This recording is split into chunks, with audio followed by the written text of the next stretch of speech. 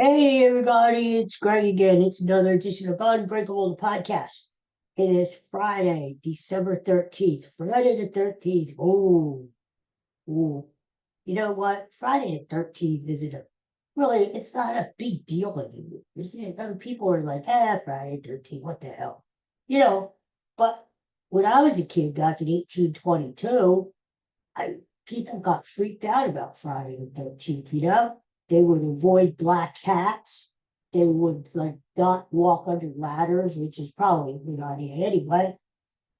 Try not to break mirrors, put rabbit's foot in your pocket, although it's not too lucky for the rabbit. Uh, Four-leaf clover, anything, garlic around your neck to ward off the vampires, anything to, you know, no, bad luck. I don't know. I never believed it. I was never superstitious, but some people are. But you don't hear as much about it nowadays. But we have maybe two Friday the 13th in the entire year. But it's not a big deal. So why am I making a big deal out of it? What the hell? All right. So we're going to talk Eagles today. We're going to talk how the Eagles are going to beat the Steelers on Sunday. Big game. The Pennsylvania battle. Pittsburgh and Philadelphia going at. Well, hold on though. Before we do that, hold on. We can't forget my buddy here. You know my buddy. There he is, up the babushka boy again. Bud, my friend. There he is. I work for food. I clean your house. There he is. My little buddy, we miss you and love you, Bud. The patron saint of this brilliant podcast. Anyway, so, by the way, speaking of brilliance, today is Coco Day. Yes, it's not my dog Coco, although it could be. We're celebrating him wherever the hell he is. Coco, come to me. If I got the snacks in the drawer, he would be ready. But it is Cocoa Day, National Cocoa Day. So everybody have a cup of hot cocoa. We could because it's going to be 22 degrees here tonight. And 22 in the city of Philadelphia, out here in the boondocks in the suburbs. The teens. That. Yeah, I say this every year. When it's the summertime, I complain, I bitch about the heat and the humidity. I say, I hate this stinking humidity. I hate it. And when it gets like now, in January, it's like, I'll never complain about the humidity again, God. Anyway, but it is hot cocoa day, so enjoy your cocoa and think of my cocoa, okay? Birthdays. Guess whose birthday it is today? It is your birthday. Well, we go from one extreme to the other, huh? It's Taylor Swift's birthday. I know all you Swifties out there know this already. I don't have to tell you this. Taylor Swift's birthday. She's 35. 35. Now, some people may say, wow, that's old. She's over. To me, she's still a spring chicken. You know what I mean? So, 35. It seems like she's been around forever, which actually she has been. She started out when she was only little. So she has been around a long time, but she's only 35. Happy birthday, Taylor Swift out there. I know you're watching. And then we go to the other extreme. Dick Van Dyke. Dick Van Dyke's birthday today. He's 99 years old. God bless Dick Van Dyke. Huh? Yeah, he was just in the news the other day because they're having that terrible fire out there in California, Malibu. That's where he lives. And he actually had to evacuate his home. He and Cher has a home out that way. She had to get out. So, yeah, poor Dick Van Dyke. I hope he's back in his home to celebrate his birthday. What a guy, huh? I remember the Dick Van Dyke show. And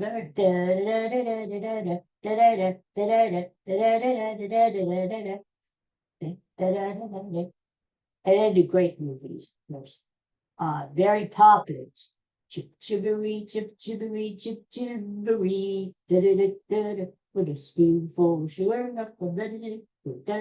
what was that song music? I don't know. They all run together, you know. So anyway, um, yeah, but what a great guy, huh? And he still has a great sense of humor. He's still with it. 99 years old. So happy birthday, Dick Van Dyke. There. So, okay, well, without further ado, let's talk about the Eagles. Huh? Uh, I think the Eagles are going to win also because they're home. I think all this controversy about AJ Brown and Jalen Hurts was stupid. It was sort of like, yeah, there might be some, I wouldn't say bad blood. There may be some disagreement about AJ Brown not getting the ball as much as he wants to, because that's happened in the past. And you know what happens? He may bitch and break a little bit, but then he ends up getting the ball. Like this week, you watch AJ Brown. That's my prop of the week. AJ Brown at least 100 yards receiving. Because, well, two reasons. First of all, they're going to give AJ Brown the ball because the greasy will get the squeaky wheel gets the grease or whatever. There was the squeaky with the greasy squeaky wheel, you know.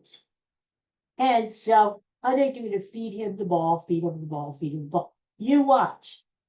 Watch the game on Sunday, 4:25. First play the Eagles have when they get the ball past the AJ. First play. I think you could actually put better first play of the team. AJ Brown. You know, it happened last night. I was watching that 49ers Rams game, which the Rams beat them and were driving rain out there. And Samuel, Deebo Samuel, the receiver running back for San Francisco, he's been doing the same thing. He's been whining and whining that he's not getting the ball. So what happened was, first play of the game, San Francisco throws the ball to Samuel. And ironically enough, he's bitching about not getting the ball, and yet they throw the ball later in the game that he should have caught and ready for a touchdown. He didn't do it. So there you go. Be careful what you ask for. Anyway, so that's where I think they're going to just throw the ball to AJ Brown. He's going to get like 10 catches, 177 yards, 2 touchdowns, and it's going to be an AJ game. That's right. Plus, the other thing is the Steelers are very good against them. They have a top 5 defense against the run. Overall, their defense is in the top 10, so they're not chop liver against the pass either. But so I see the Eagles, of course, are going to use Saquon Barkley. That's who they've been leading on. And if they get the lead, they're going to pound the ball to Saquon in the second half. That's what he does. He wears teams down. But I think the Eagles are going to try to get the lead on Sunday by passing the ball more. And they're going to go back to their old offense. They're going to feed A.J. Brown, Devontae Smith. And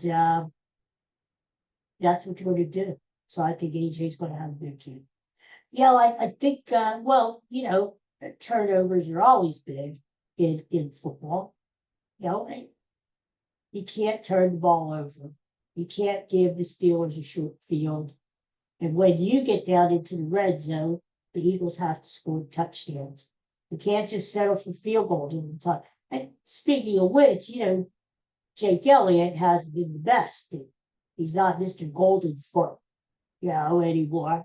So, you got to score touchdowns. And I think the Eagles will. My prediction, yeah. Eagles 27, Steelers 13. How about that? How about that, folks? I don't think the Steelers are going to score that much. I don't like Russell Wilson. Although I will say one thing. Russell Wilson always beats the Eagles.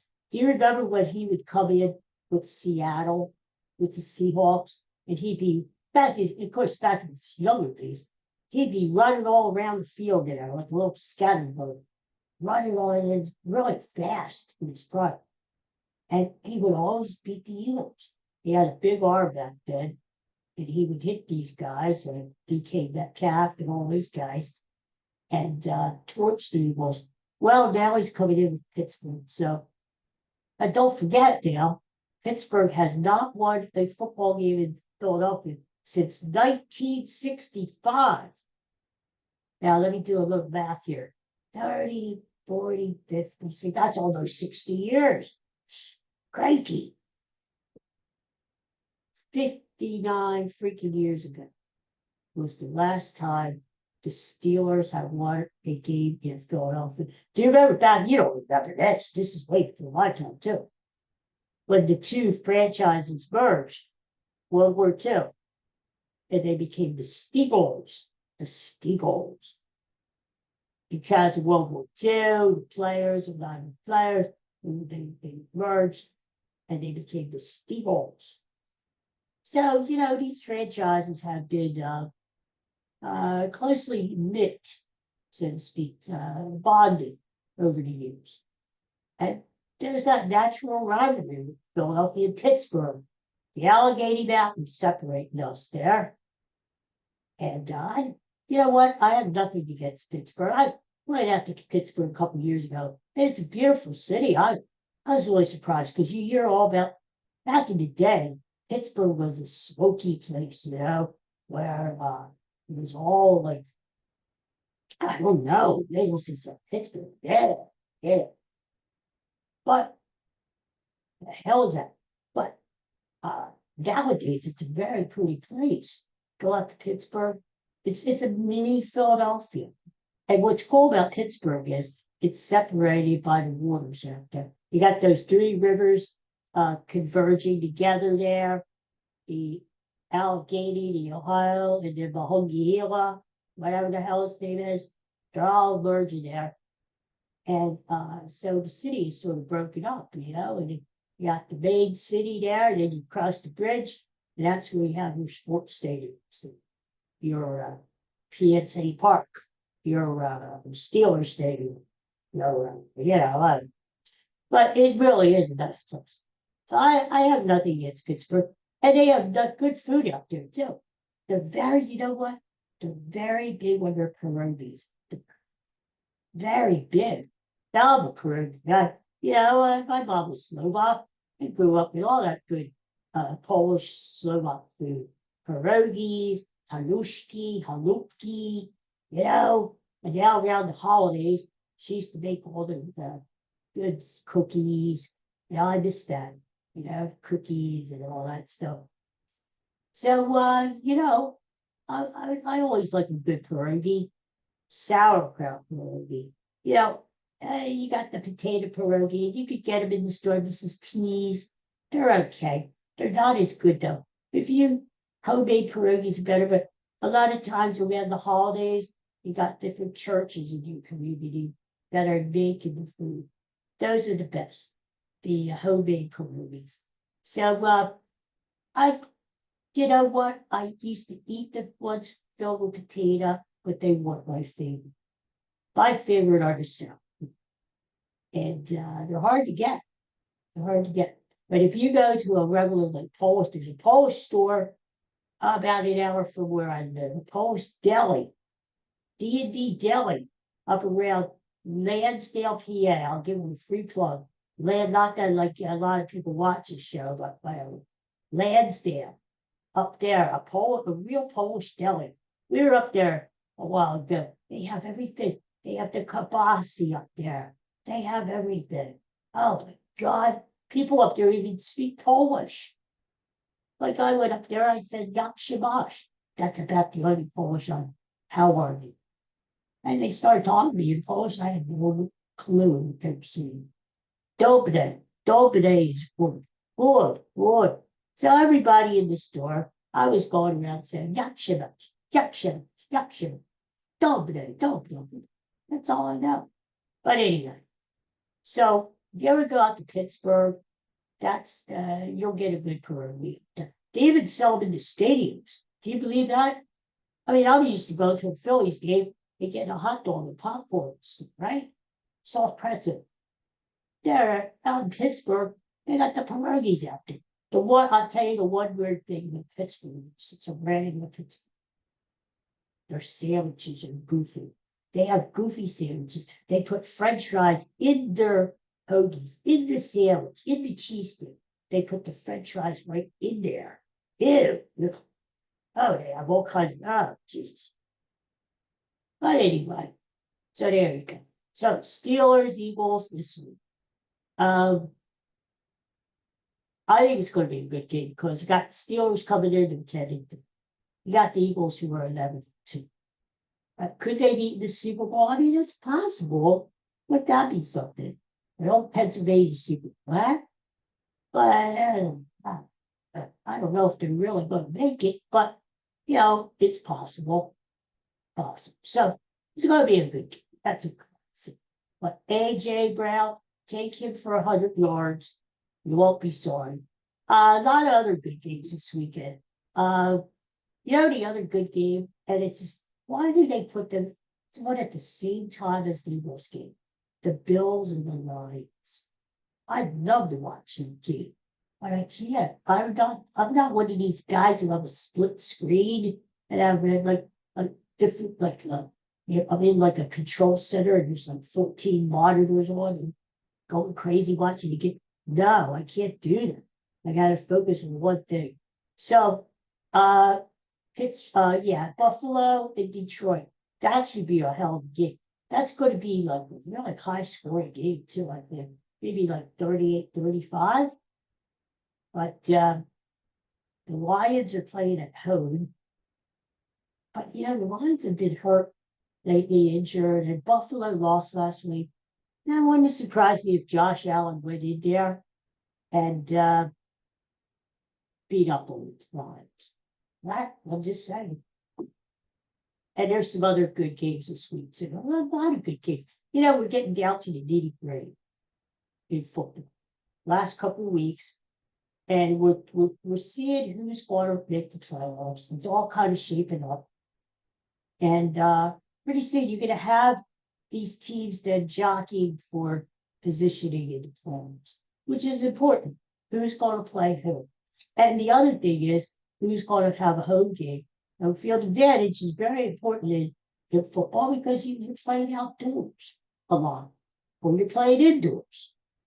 And that's why I said, if you get the Lions outdoors, you have a better chance of beating them because they have played out of their 17 games this year, they're going to play 14 of them indoors.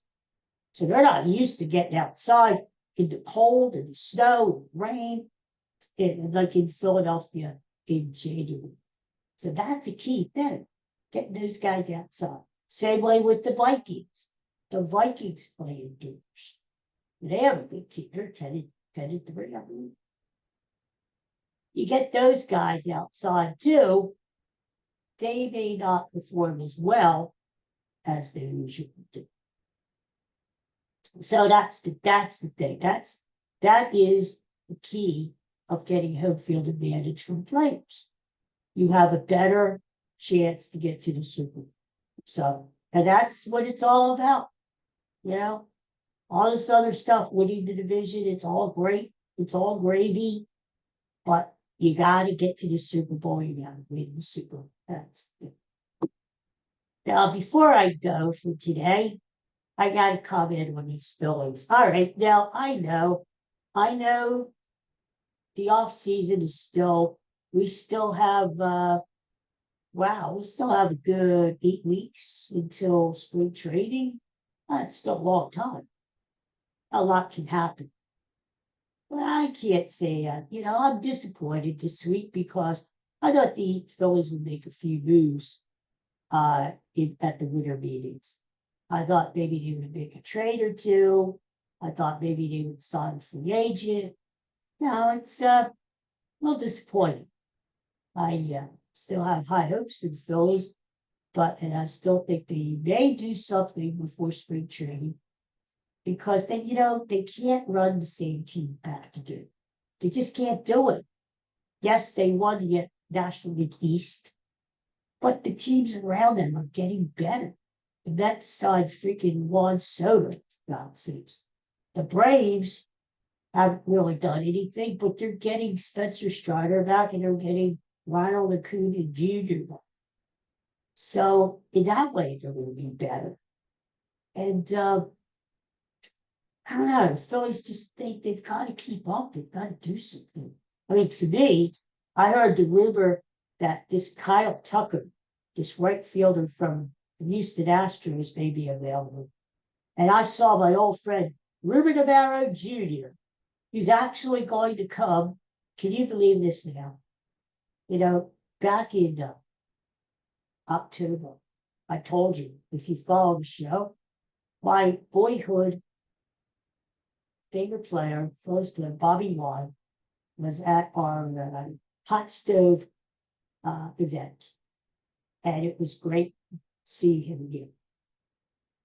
Now, in January, guess who's coming to our next hot stove? Ruben Amaro Jr. himself. That guy, the former GM. Now, back in the day, I was pissed at him. I'm not going to tell you that. But I was. He made some stupid trades, and J.D. Cole handles away, which is fine. But then, what did he get back from the Texas Rangers? A bunch of slop. No, I don't know. It depends how I feel that day. If I get up on the wrong side of the bed, I might show up. I might lay in. I might say to him, Barrett Jr., what the hell? Yeah, I would do that. But, he is showing up by our event, which should be very interesting. I have a lot of questions to ask that man. He suggested a trade. Phillies Astros, now get this. Phillies get back Kyle Tucker, who's a young, very powerful, good defensive, just a great hitter, right fielder, which they need. And Paul Presley, I think his name is a relief pitcher, really good. And in return, we send Houston, Alec Boehm, we send Nick Castellanos. Goodbye, Nick. A lot of people like him, but to me, he's so streaky. When he's hot, he's hot. When he's not, he's not. To break it down to the simple terms, when he's hot, he's not. So, and then a modern, you throw some kid in there. To me, that's a good trip because you get Tucker back, who's going to play right field for you for the next 10 years. You got a really good relief pitcher in Presley, and the Phillies need to work on that bullpen. Get rid of Castellanos. You're not going to really miss it. Bob, you're going to miss, but you're going to have to fill in at third base somehow. Maybe you make another deal to get a third base. Or you bring the kid up, Adrian Miller from the bottom leagues, and you let him play third base, right? What the heck? So, the deals like that. Phillies are just so I told you the other day, not only are they very timid, about making moves, bold moves, but they're getting to be like bargain hunters. Like going to the yard sale. Then you got on your picnic tables and all the different cheap stuff. There's the relief pitchers over there. Over there are the broken down relief pitchers. You go get them, they're half price. Then you go over there, and that's where the bench players are. You go, you pick out your stuff, and you go back and pay for it. And it's like, wow, I got all this for only $1. No, it's because it's cheap and it's junk and it's no good. So that's, hopefully the Phillies make a move. So we'll see. But yes, I'm disappointed. They haven't done anything up to this point. But we'll see. Hey, how about those Flyers last night, huh? What do you get? I tell you what, they're an up-and-coming team, these Flyers are. And I would be surprised if they make the playoffs this year. That's a step forward. baby steps, right? Make the playoffs this year. Next year, you go a little further and you keep progressing. Scott Lawton scored 4 freaking goals last night. All the goals that the Flyers had, 4. 4.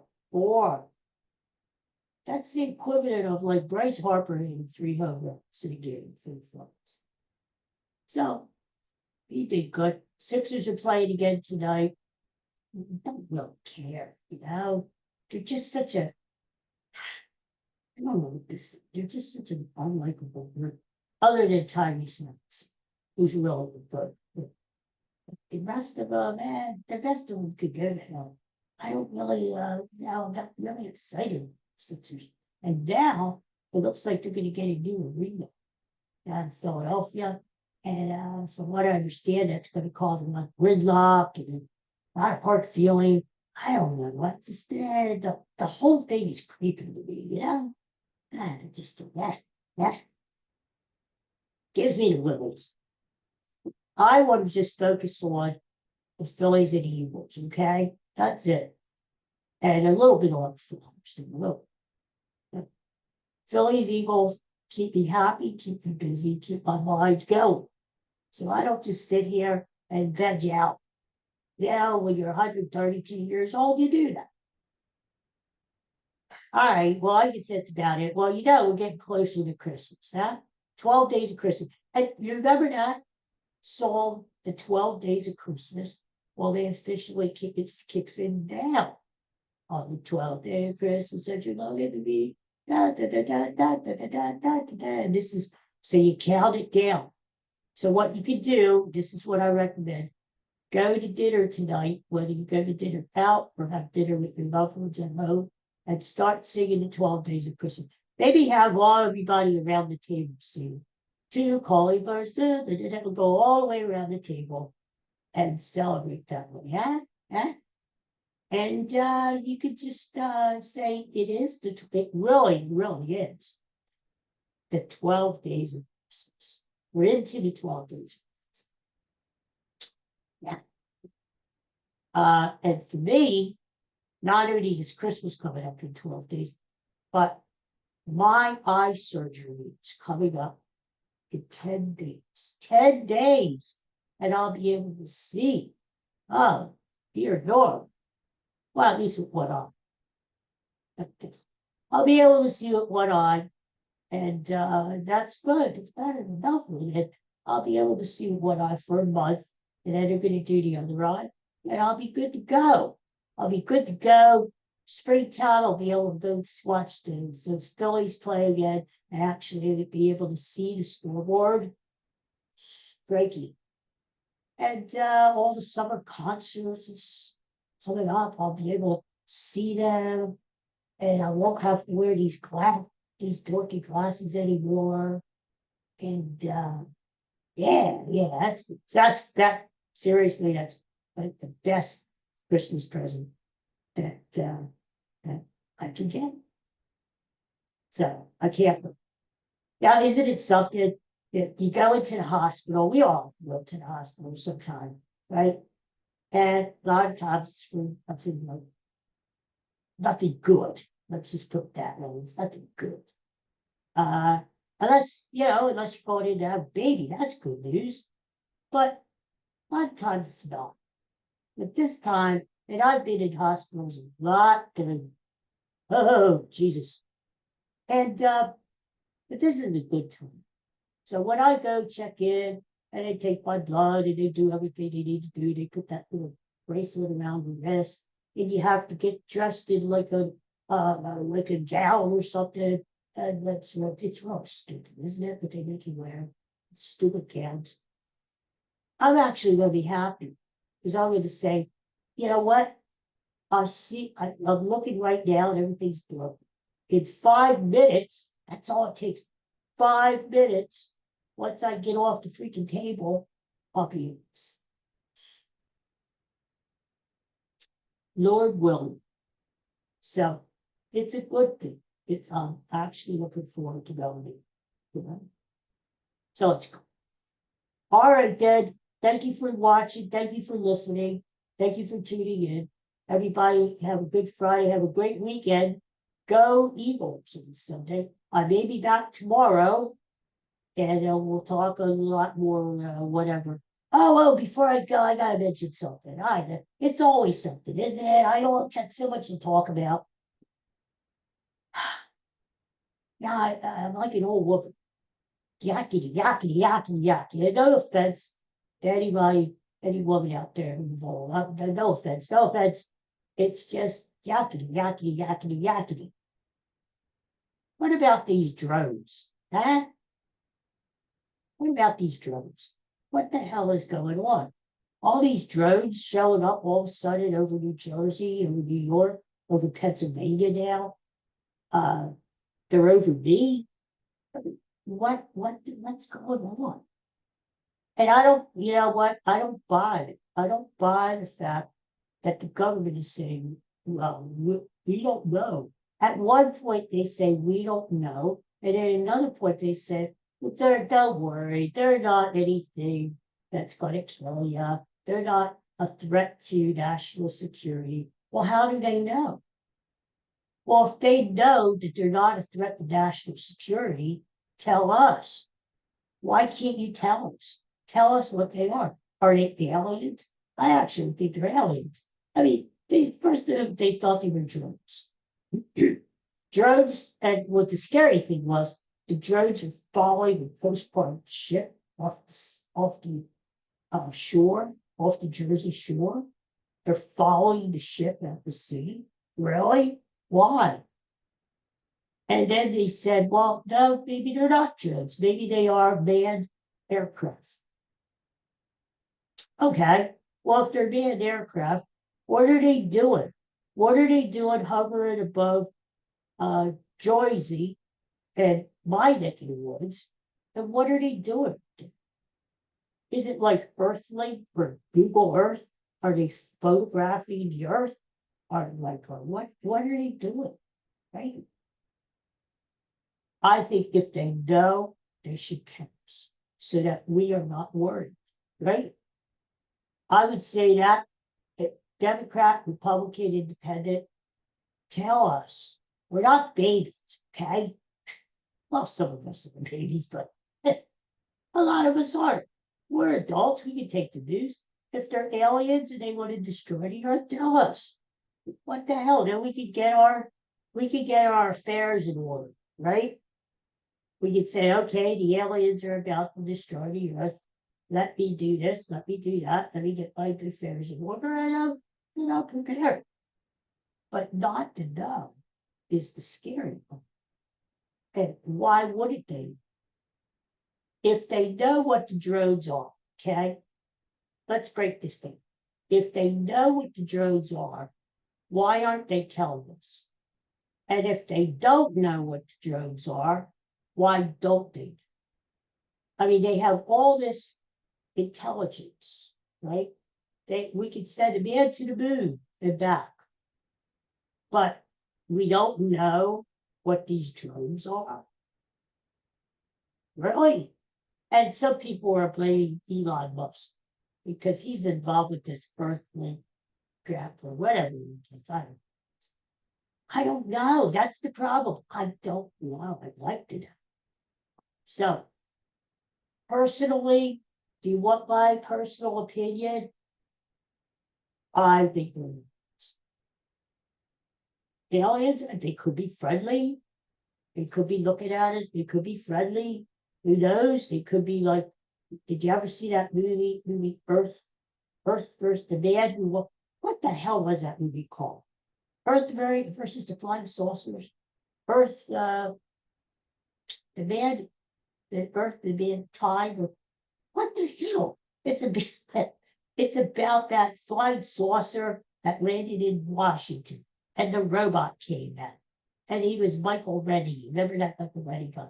And he like lasered a lot of the tanks and stuff. But it turned out he was a friendly guy. Okay, it could be Michael Rennie, or it could be that they like the Twilight Zone episode that they really take over the planet.